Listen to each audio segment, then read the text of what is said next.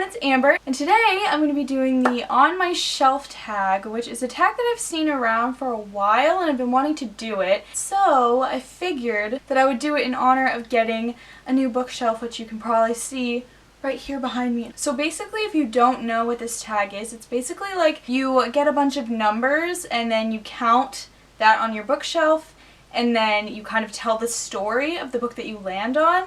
So on Twitter I asked you guys to give me some numbers, and also on Instagram, and a bunch of you guys gave me random numbers, so thank you. I asked you for numbers between 1 and 200. I have more books than 200, so I figured that that was a safe amount to stay in, because I know I have more than that, but I didn't want to go to too large and then overcompensate, so I just asked for 1 through 200. So I'm excited to do this and see which books I land on and which numbers that you guys asked me. So let's just get straight into it. Whew!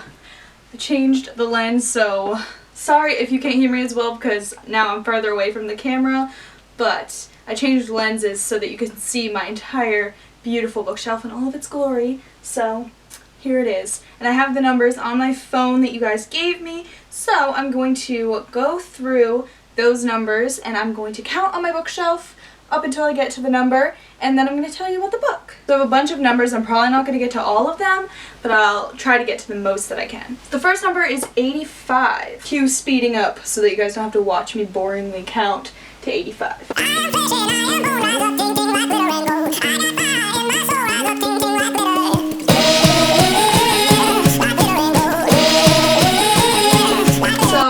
I landed on is Fairest by Marissa Meyer. This was book number 85 on my shelf. This book I actually just recently got, and I got it for my birthday. We went to Books A Million, which is where me and my family always go for my birthday, and we don't have a Books A Million in my state, sadly, so it's always a special treat to go to Books A Million. And they have bargain books there, which they don't have at Barnes & Noble, which is the only bookstore that I have around where I live. So I got this book, and I was also in the middle of listening to the audiobooks of The Lunar Chronicles, which I'm still listening to, but not actively at the moment. So I got this, and I was in the middle, I think, of Scarlet, and I was almost done with it, so I got this so that I could read this when I'm done with the series. The next number that I have is 199, so thank you to whoever gave me 199.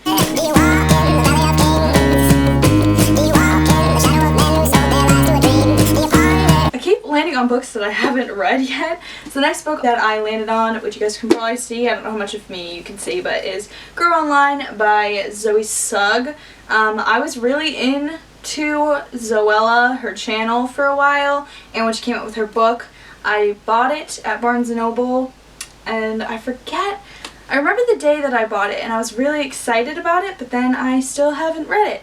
And I know it hasn't gotten like the best reviews, but I'm still interested to read it, but not as interested as I was when I first picked it up. But I do really, really love the cover. It's very cute, but I still haven't read this yet. Next number on my list is 52. So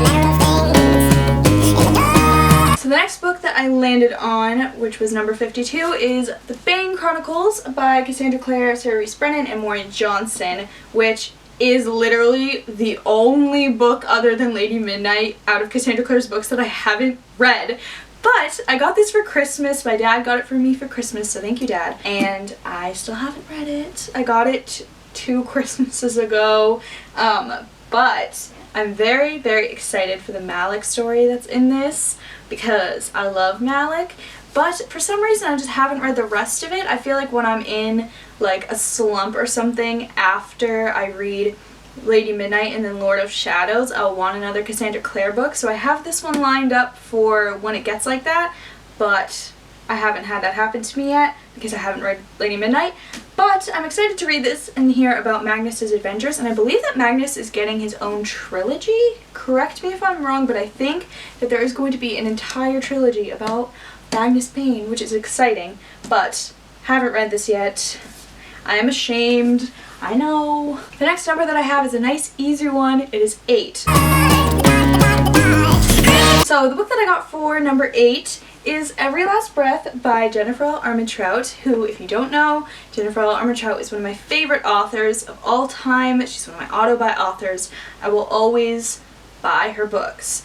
I bought this book at Books A Million one of the years that I went for my birthday, and I got the whole trilogy there. It's so hard to find her books at bookstores. So finally I found this series, and I looked around the entire Books A Million. Like, I scoped out the whole Books A Million and I could not find this book.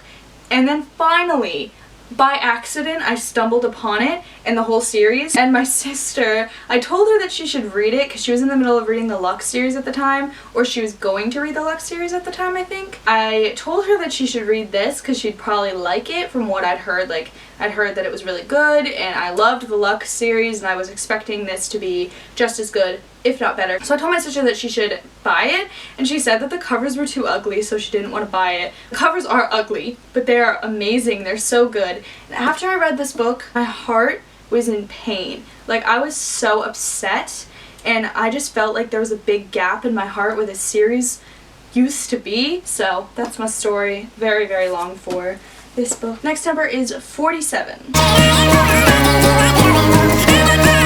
book that I got for 47 was City of Heavenly Fire by Cassandra Clare, which is a massive, humongous book.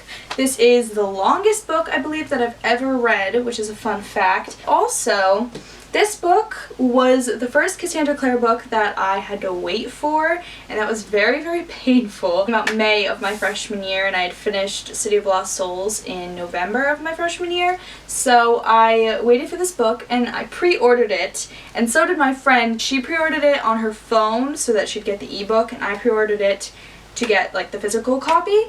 And it was so funny because my copy came in the mail before she got her ebook copy.